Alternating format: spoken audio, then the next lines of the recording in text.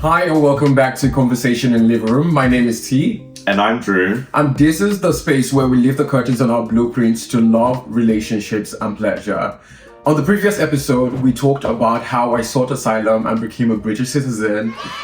Now today, we're going to dive into how it affected our relationship from a logistical place, financial, emotional, because it's a whole thing. But before we get into that, yes, please remember to subscribe to our channel if you haven't done so already. We really appreciate the support. And if you want to connect with us outside of YouTube, because we aren't always the most consistent, but we promise you we're working on that.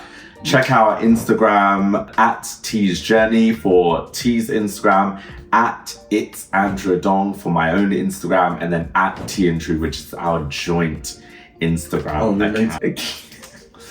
But yes, please prioritize following my Instagram account because I'm trying to get to more followers than T by the end of the year. It's not about followers for me. It's really just connecting with my audience, really. So it's not important, but you better follow me first. Just saying. Oh, also, our OG account, TikTok. If you haven't done so, if you found us through YouTube first and you haven't checked out our TikTok, that's kind of wild, but also I can imagine that becoming more of the norm. So check out our TikTok at T and Drew as well. Yeah, like you say, spontaneous content is where you find all of that on there. Yeah. Here we have to take the time to make sure that we come and we speak to you on a more intimate base. So if you want the fun side of our relationship, the slightly emotional, but not as, then yeah, check those out. Let's get into it. The first question from you, I guess. Yeah, the first question, what do you remember from the day that you came out as an illegal alien, an asylum seeker? Oh, I thought you were going to keep going because I know you had a list. An immigrant, person of no status, someone who had no home base, no what. Yeah. What do I remember about that day? Honestly, I do not remember that day in the slightest. Oh, wow. Because I know you probably remember I it. remember it. Yeah, this is the thing. Okay. How could you not remember it? Because you always remember things so... Is it vividly? Yeah, so I I remember remember. it was 2013. Oh, wow. Because we're in the student accommodation that I was staying in. I was about to reveal the student accommodation. What Actually, is it's fine. You don't live in the same accommodation. So I was studying at University of Leicester at the time, and Tosin was studying at... You're so rude. You're so rude. I actually can never remember. I'm not gonna lie. I Context. actually can't remember where you were studying. Context. So I never went to university because I did not have my papers, so I was illegal. I had to do it via college. So I had to access course to university through college to get my degree. I went to Leamington Spa College and I got a degree from University of Gloucester. Yeah. Yeah. So Tosin was staying at my place at the time, and I remember exactly where I was stood. We had like this kitchen counter, and I was stood at the end of the kitchen counter, and I think you were seated down on one of the stools in that kitchen. You remember the kitchen? Yeah, I remember the kitchen. And you must have been like, I have something I want to tell you. And I remember thinking that like, oh my God. Go on. I immediately thought you were going to be into something illegal. I don't know why. Well, technically I was. Yeah. And I think it's because the way you approached it, I was like, because at this point, I think we'd been dating for like a year. So I was like, what is it that I could know about? And then also the fact that you didn't have a job. So I think that's why I was like, okay, maybe he has a secret life that I don't know about. But I only thought about that in that moment. I guess my intuition was just telling me like something. And then you told me that you were an illegal in this country. I remember being like, oh, okay. I swear that was how I replied. I think it was very like just... He did not understand. Okay. Because I didn't understand. What that means. I don't think I understood the implications that would have on our relationship, also on my life. Like just for context in terms of how I grew up. So my parents came to this country in the 80s. And I think the laws around migration were a lot more lax back then. And my parents also sought asylum, and they were granted the permission to live here and British citizenship, I think in like 2001 or so. So at that point, I must have been 8 years old or something like that. And I don't think I didn't understand the process. I knew that it was something really monumental, but I didn't really understand what it meant once they finally became British citizens. Yeah. But I remember that I wasn't wasn't included in the first round of like citizenship applications that they applied for. So like they got their British citizenship and I technically still wasn't a British citizen. Okay. And I remember they told me and Oh, I remember this. Was it on your lounge, John? yeah. And I was like crying like, oh my God, like they're gonna send me to Uganda and I'm not gonna be able to like I've never been to Uganda. So I'm gonna have to just like figure out life there. I just remember being so shocked. But then they applied for my citizenship and I remember I had to go for an interview with my mum and dad separately and go through the process separately when my siblings and my parents already had citizenship. It's because I was born after a certain year. So I should have gone it automatically, but because I was born after a certain year, I wasn't granted it automatically. Okay. So I went through the process, got my citizenship after my family did. But that was like the only exposure I really knowingly had to like the asylum seeking process, to being an illegal in this country. So I don't think it fully hit me like the implications that would have. And you were so young at that time, so of Yeah. course you would not fully understand anything in terms of what it means. Yeah, I remember thinking like worst case scenario, we just get married because I Damn. think because I remember we even had that conversation early on. I'm helping ahead right now. I remember you said to me that you wouldn't want to get married in that way because Because I feel like that puts a lot of pressure on the relationship in the sense that I don't want you to ever feel like, oh, I married you just because of that. Like, even when you have arguments, it's like very much, oh, did I do the right thing marrying this person to give them that access? And God forbid we ever separated. It's like, oh, after all I did for you. Yeah, it's one of those things. resentment. Yeah, I never wanted resentment with our relationship. So I would have found a way. Okay, so at that time when you decided to come out to me as an illegal, what made you realize that that was the right time? What made you like have enough trust in the relationship to come out at that time? Honestly, I think it was mainly timing because 2013 was like a few months before you graduated from university. And for me, it's like I see myself being with this person long term. So there is no way I can sort of not tell you something that is significantly impacting my life. And also you had already built so much trust. Like I had already built so much trust in you and what we had that I knew it would withstand that test. So I felt like, I was safe enough to come out. And I think at the end of the day, you were always caring for me and not understanding why I wasn't able to return it. So there was that slight guilt there too, that with you graduating, things are going to become tougher. And I don't want you to sort of, like, if you're going to leave me, I would rather you know it now than me hit you like on graduation day. Oh, by the way, I'm an illegal immigrant and I don't have access to stay legally in this country or work or earn money. Right when you're thinking, oh, I'm graduating, I'm going to start something fresh with this guy. So I wanted to give you enough time to make your decision, think about it thoroughly, and then decide how you're going to move forward. Even though I felt like it took multiple conversations explaining to you what it was. What being an illegal immigrant was, because it's like, okay, so... You know what this... It's not funny. Actually, it's so funny. It's one of my biggest regrets is not doing the work or being proactive to really understand what that meant for you. I think that's definitely one of my biggest regrets. But it reminds me also of you being lactose intolerant and you having to explain it. I'll still be bringing him that ice cream, that cheesy pasta, that Oh my God. The first, I think it was even first 3-4 years. Like, I was severely lactose intolerant. It's calmed down a lot now. But every time we go out, just like, oh, so do you want the ice cream? No. Want mac and cheese, love? Do you want the yogurt? No. It's like everything.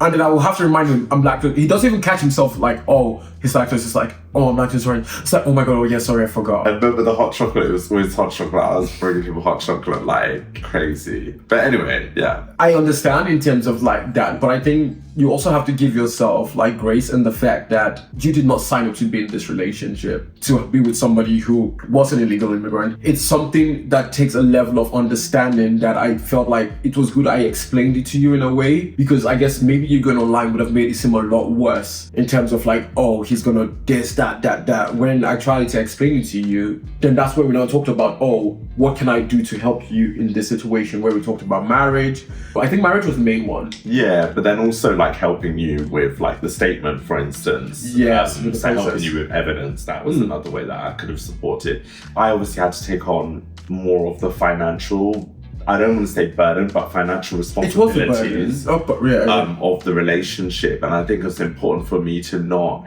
ever hold that against you in any sort of way. And I really hope that you never felt that like I held that over your head in any sort of way. I think talking about how finances affected our relationship, you never held it in any sort of way against me, but here it comes. Being a Nigerian man, in my head, I did not see myself being looked after by somebody, how will I put it? I don't want to say like you in that sense, because no, you were the same age as me, you were in the university. Yeah. So I never thought that you were going to be in the financial position to look after me. So I felt bad in the sense that the little you had, you kept pouring into me.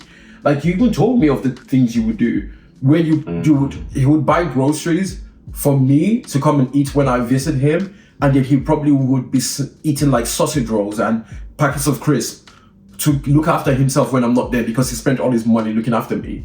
So I felt really bad about those things because it made me feel less than, because I wasn't able to provide you or meet you halfway. In reality, if there was an old man who wanted to take care of me, I would have not felt nothing about him, because you give me money, I give you love. Whereas I think there was that space to do that, to be honest. There was. I think that's definitely one of the, I would say it's Are we talking about this right now? Yeah, well, not fully. I think I had to make money in different ways. There was, but that freedom was there. The freedom was there. But just to clarify, let's not. One second. Let us clarify loud and clear. I never did any acts that was in that way for money. I don't judge people who do it, but if I were to do it, the check had to be really big. And unfortunately, in West Midlands, the check was not that big. But I had fun, like nice dates, nice shopping, nice things. It was. And I brought some of that back into our relationship. Yeah. Had a whole stint with domination, financial domination, but see, you gotta do what you gotta do to take care of your man, and I did it. Am I open to it now? Yeah, maybe. Well, sorta, kinda. But yeah, back to the discussion. So understanding the importance of financial sacrifice, I think that set some context around that for you. Like you were the one making the financial sacrifice for me to be comfortable in the fact that I was an asylum seeker and not been able to provide for you. How did you manage that? And then I can also talk about it from my lens, the sacrifice we made for the asylum process. Yeah, so at the time we were both students. I was primarily living off of student finance, so I was receiving the maintenance loan, and then I was receiving a small bursary because my parents, I think, were earning below a certain amount. First year was particularly hard for me, I think. Actually, was it second year? Second year was particularly hard because the bursary that I was receiving was like barely enough for me to like maintain my own just like expenses, like food and mobile and everything else. So what I would tend to do is like save the money that I did have for when Tosin was visiting every 2 weeks, and then also covering the cost of his coach. So he was taking the coach from Coventry to Leicester to see me. And I think at the time you told me that the reason was because your parents wanted you to focus solely on education, so you weren't able to get a job. So I was like, okay, cool. So I just covered, so I think it was like £5 or £10 or so. But I remember you were always very adamant on getting the absolute cheapest, like, transport possible. Like, I think it's £5 or £10 to see me. Like, he never took the piss at all. And then in terms of food, I would like go shopping when he would be here because like food was my love language. So I always wanted to like cook good food. Even though looking back at it, some of that food weren't good. But it was slapping for his fried rice and chicken wings unmatched. Anytime he made that, I knew I was in for like the rice. Oh my god! That, to be fair, that was still really good. I think if I ate that now, it would still be really good. The thing that I questioned was the sausage roll crisp. I loved and coleslaw. The sausage roll. Okay, with sweet chili. Try it first. Sausage roll with Thai sweet chili crisp and coleslaw with sweet chili sauce on the side. Oh my god. Do you remember when we ate that and then we also were able to afford donuts? We felt so rich. Morrison's Donuts used to be the one back in the day. Oh. Yeah, so I didn't have a job at the time, but I remember the biggest financial sacrifice I think I ever had to make was during that summer between second and third year. And I couldn't stand the idea of me going back to stay with my parents because typically in the UK, you have to go back to stay with your parents during the summer months because student accommodation closes. I think there are some options to where you can still pay for student accommodation throughout the summer, but I didn't have the money to do that. So instead, one of my friends at the time who lived in Leicester was like, hey, you can come stay at mine during the summer. I think I was paying like £20 a month or something for rent at her house, but she lived like very far from the city centre. I think it was like it's like an hour walk from the city centre. So I stayed at hers for the summer. I didn't have a job, I think, for the first half of the summer. So I don't even know how I was surviving. I don't think I had any money, but I was barely even able to buy food some weeks. And it got so bad that I was like taking food out of her own fridge to eat it because like I was just like that hungry. Oh my God. Yeah. I don't know if I've ever told you that. Did she ever complain to you about it? I don't think she ever clocked. It was just tiny bits of food, yeah. Oh my God. Yeah, it was quite bad. But then, luckily... Why did you never ask mom and dad for money? I'm so sorry, I have to ask you that. Because mom and dad were really poor. They were not poor around that time. No, I did. So sometimes they would send me money. It wasn't that bad. But at the time, they were quite poor. Really? Yeah. So I felt really bad. And you know, I'm hyper independent too. So I felt really bad asking my parents for money. And so I finally was able, Tosin would come to see me and we would stay at my friend's house. And I finally was able to actually get 2 jobs. So I had to work 15-hour shifts. One at All Saints, I felt like such a baddie working. Oh no, he aired on that job at All Saints. Yes, so one at All Saints in High Cross Shopping Centre in Leicester, and then the second was at this student bar. So I'd work at All Saints from like 10 a.m. till like 6, and then I'd work at the bar from like 6 till 2 a.m. Obviously, because I hadn't been paid yet, like I had to work those shifts without having much money at first, but then finally the money started to trickle in. Oh yeah, that's right. When you started to come see me, I think they even put a limit on like you staying over. Do you remember when I was staying during that summer? There was a point where you were no longer allowed to come over, or they said that like they felt uncomfortable with you coming over.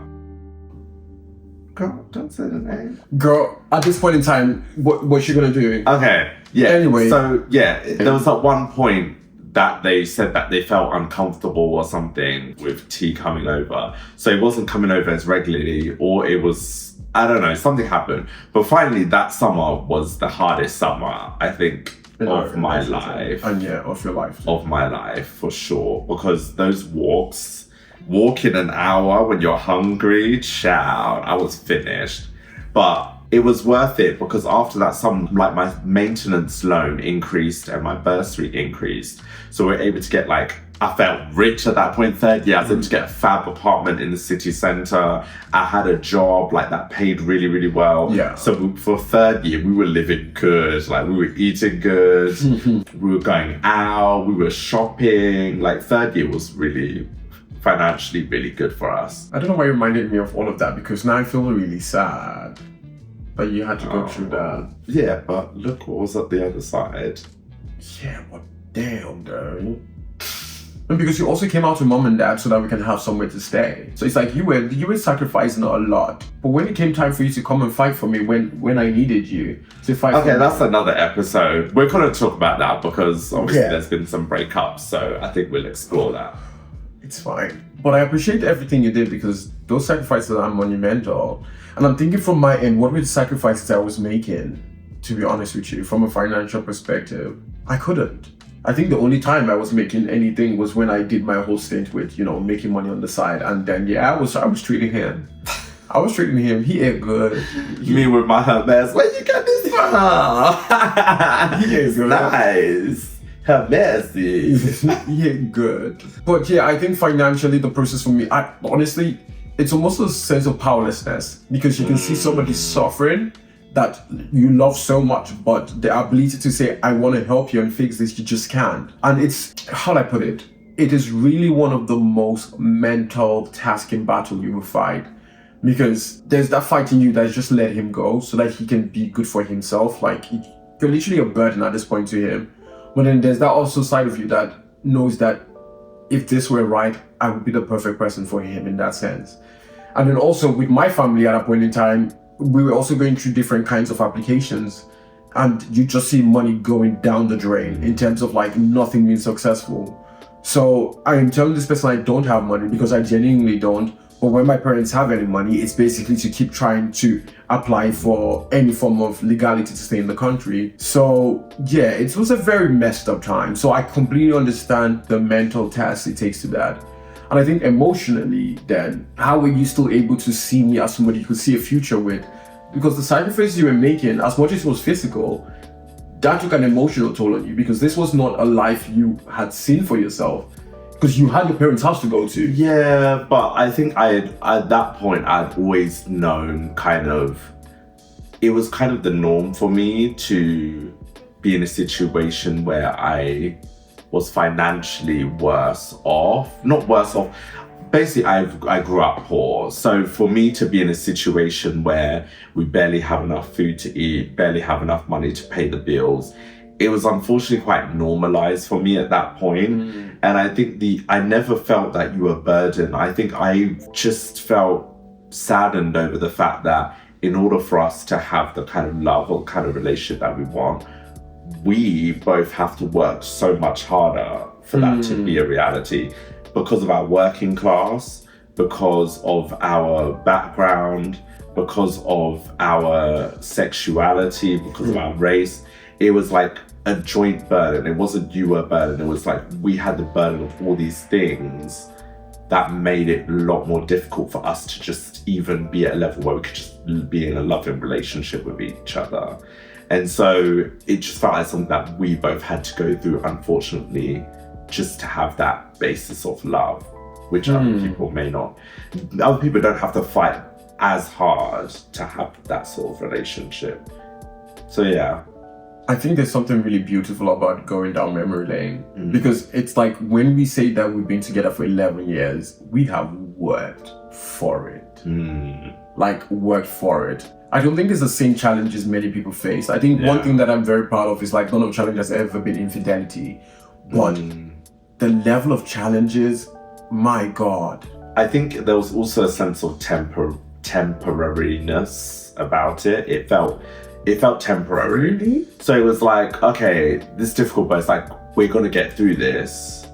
Like there was always that sort of feeling. Because once that summer was over and I saw that maintenance loan and bursary had risen, child, and it was just like, okay, cool, like, and there was always a sense like it's gonna get better. And we even had those conversations, like, because there was a point where like there was always one thing after another, we'd get over something and something else would hit us. Yeah. But still, like, even though that was happening, it was still becoming easier and things were getting better.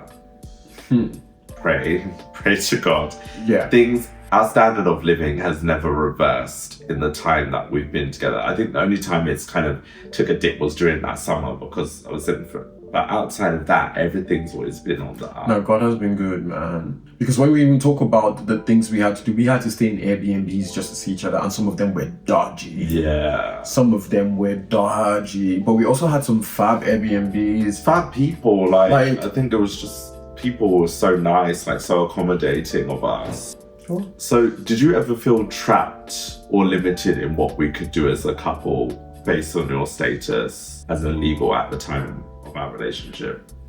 Yes. Outside of our relationship, for me, it was even traveling, because travel was the biggest thing. Friends would tell me, oh, we're going on this holiday, or we're doing this, like even from secondary school when they would take them to France or Germany. So I was already used to that.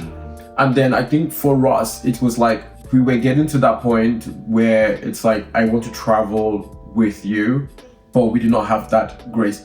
And I think travel is even a luxury, to be honest with you. Yeah. It's late. I think that travel was later down the line. Yeah. But I think in terms of the limitations we had in our relationship, I think just having fun, because any expense in terms of having fun would have been like planned and orchestrated. Like, okay, do we have the money for this? Do we have money for that? You are right, where it was like your third year of uni was when we were eating cinema, this, that. But that explains why we're a homebody now, because right at the beginning of our relationship, our date nights were very much eating and watching shows in the house, cooking and watching shows in the house. Yeah, I think there was a big mental toll. Like there were a lot of mental limitations we had to remove due to, I think, two things, especially with money and with travel. I think due to your status as an illegal, because I think there was a fear that money could just go. And I remember we had lots of conversations about that, like kind of this fear, there was hoarding money, there was this hoarding of money and a fear to spend money. Yeah. And it was strange because Tosin was hoarding money because he had this fear of losing money. But me, I was spending frivolously whenever I got money because I'd grown up without money. So when I got money, my default was to spend it just to get rid of it so that I'm back to being like without money again, because that's normal to me. And those two things were like at odds with each other. This fear of spending money and then this fear of actually having money, so spending it frivolously. And those two things caused quite a bit of friction in our relationship. And things have changed drastically now, haven't they, babe? Yeah. Yeah, our totes like don't spend frivolously now. I'm very, very mindful. Yeah. Thank God for his grace that we can afford to deal with his lifestyle. But yeah, he's not changed. He's not changed. But they definitely had benefits. Like your hoarding of money helps me get out of debt. So I was in a lot of student debt. A lot of, yeah. And not just like the normal student debt, like credit card student debt, like business like loans, overdraft debt. You know, being the hoarder I am, helped him out of it. And yeah, that's when I knew it was time to propose, because I could not marry a broke man. Like, what do you mean? And here we are. I love you. I love you too. For your wealth and more. Right. Yeah, to wrap it up, travel and how we look to money, I think were the biggest two limitations. Yeah, but I think for me, one of the things that helped battling all of this was being open with each and every step of the way. Because every time I felt guilty for him spending, or I would let him know, I was like, yo, I don't know how much I can take more of this. And then he would tell me, like, I'm not asking you for anything. Like, I'm doing this because I love you. He got my first ever Apple Watch for my birthday.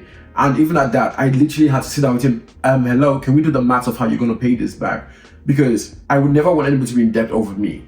So give me what you can, but make sure that you're looking after yourself was the main thing. Like, don't let it come back 5 years later. Like, yeah, I ruined my whole life because of you kind of thing. So yeah, communication, exactly how I felt at that time, everything that was happening, and he listened. So I appreciate that. I also want to shout out our good friend Africa too, because I think before I had the access or the resources to get therapy, I was able to join her workshops around money and the mindset that I had around money. And it really was therapeutic to understand where some of the behaviors I had around money, where that was coming from. And I think it helped me also help you, I think, identify where some of your views on money and how you look to money and how you spend money came from. And I think we didn't have therapy at the time, but we were able to have very frank conversations about money and our views around money and how it's spent and used because of those workshops and because of the teachings that Africa gave. So I think I just want to shout out to her because that was so helpful at the beginning of our relationship. I think something will actually, you guys, comment if you want us to actually do a conversation around money and basically our journey with money and how we manage money in our relationship. Because we know the conflict episode we did, it was because of a lot of the feedback where you guys asked for conversations around conflict, how we manage that. So if you ever want one around money, let us know.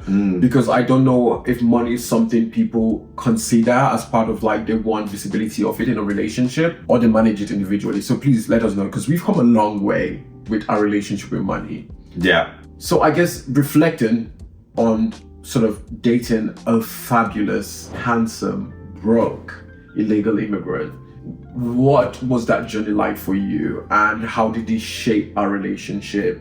Would you have done anything different, would be the question too. Ooh, how did it shape our relationship? I think it made us not take things for granted as much. But it also made me realize where I had shortcomings. Yeah. Because I think I spoke a little bit about how one of my biggest regrets was the fact that I wasn't proactive about really leaning in and understanding the experience to be an illegal immigrant in this country and what that means. I was kind of just going off of what Tosin told me and wasn't doing the work to educate myself. So I think it also revealed where I had shortcomings in how I looked at my relationships, but also where I was avoidant with certain things, because I'm not gonna lie, there was some fear that if I looked under the rug and really was to go deep with understanding what it was, like that I would be like so fearful of losing you. So I think that was a big learning for me. So where I was avoidant, also not to take things for granted. Like I've learned a lot. Like I've learned about the privilege of just having a British passport and what that means within this world in terms of the access that you have. There've been so many times where thankfully now like we can just travel on equal footing, but there were times where there's so many times where I've wanted to like do a spontaneous trip, but then I have had to really think about, okay, but what does the visa application process and timeline look like for Tosin? So I think that has really shaped our relationship. So it's made us value travel a lot more, but it's also interesting that like I've also felt like access to travel hasn't been a luxury for me for the majority of my life, but it was due to very different reasons versus T, but it's still, we're landing in the same place where like the privilege of being able to see the world and discover yourself, especially together, is even more important.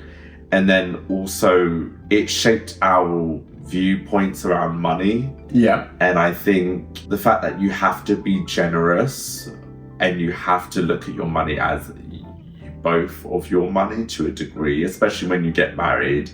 So I think that joint responsibility for our money and that sharing of our money as truly being our money, I think it really has shaped that as well. I completely agree. I think honestly what it has taught me is that trust is something that it's a spiritual connection.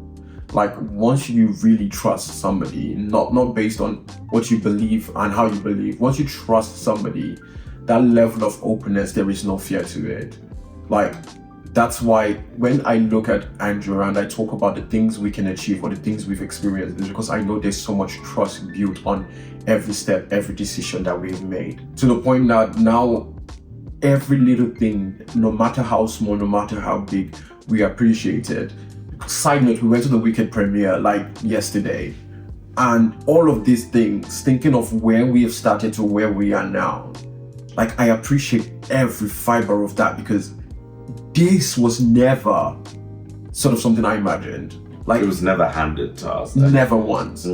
Like seeking asylum to even get the leave to remain in this country, it took my family, my siblings, years for them to get theirs. Like I don't want to speak too much on it, but it took them years for them to get that. We've been through so much trauma with this whole process that me as a person, I know the impact it had, but to have somebody who has been with you through every step of that journey, trust is literally the foundation of everything we have built. So when we are out here, I don't want to say living lavish, because this is not lavish at this point. This is very comfortable. It's because we have experienced shit to get to where we are. And finally, what advice would you give to other couples who are dealing with going through the asylum process in this country? I'll take a step back.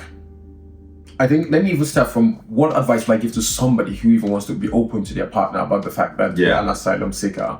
I think one thing you have to know is the person you're with. There has to be a level of security you feel with that person that you can be comfortable enough to say that. Now, I know this might sound like you're not really giving me advice, but I think you know deep within yourself how that person would take it. Like for me, the way Andrew responded was exactly how I expected him to respond. Not fully understanding what that is and me explaining it to him and teaching him about it. Because I knew he was not going to respond in shock and be like, what the hell, because he's always been somebody who has come from a place of understanding. I was a religious gay, like I was a gay pastor's son, which he took time to understand what that means, some of the sacrifices we would make in terms of not seeing him on this day. So I already knew the kind of person I was with. I think truly understand your partner, because there has to be a sense of safety in that conversation. Because you don't want to end up with somebody crazy where you do end up breaking up and they do something wrong because they know this about. So make sure you have a place of safety. And then also make sure there's a future in what you see with that person. Like those are the two things: safety, future, and trust. Once you have those three things, I feel like yes, you can be comfortable with it. And I guess the question for you then would be, how does somebody who is receiving that information support with that process? Talk about that from your point of view. I think definitely be proactive in educating yourself on the experience of those who are illegal in this country. But I think that shouldn't just be down to reading the newspapers or the media or even reading up on like Google kind of what that experience is. It's also understand that your partner is an individual and they will have their own unique experience being illegal in this country. So I think it's really important to understand what that is for them and ask them how you can best support them based on them as an individual, not as them being a part of this group. I would also say there has to be a certain level of sacrifice required. And I think if you're not willing to, especially if you're in a place of privilege, I think if you're not willing to take on that sacrifice without feeling a sense of resentment, I think it's important to tell your partner and be very open and communicate what you can take on and what you can't. And it's up to them to make that decision around how they are able to respond to that. But I think it's important that you don't internalize that resentment. I think it's very important to be frank about what you can support and what you can't, and to not hold anything over their head. I think it's really important that you try not to do that and you don't do that. And I think the final thing is, if you see a future with that person, like just know that things are going to get better. Like you have to have that belief that things are going to get better and this is temporary. Otherwise, if you don't have that hope, then I don't know what else you'll have. You're going to need that, especially when things get tough and there are challenging times. And these things do take a long time as well. You have to be in it for the long haul and you have to have that faith that things are going to get better. So yeah. I completely agree. This is such a beautiful conversation because I've loved going back memory lane. I really wish we had pictures of some of those little moments that brought us so much joy, because like, even as much as life was hard, life was so simple. Like the little things bring us joy. But now we just want to travel. So to all you holiday companies out there, to all you travel destinations, like, I'm British now. We British now. Where we going for December? Call us up. Hit us up. It's time to fly out. But yeah, thank you very much for joining us in this conversation. I know it's different, but I think it's good for you to sort of understand our story, the roots, the foundation that has built what we are today. Yeah. So like, comment, and subscribe. We always be hitting 20k views, and the subscribers need to match 20k. Yeah. But we appreciate all of you guys for tuning in as usual. So yeah, catch you on the next episode.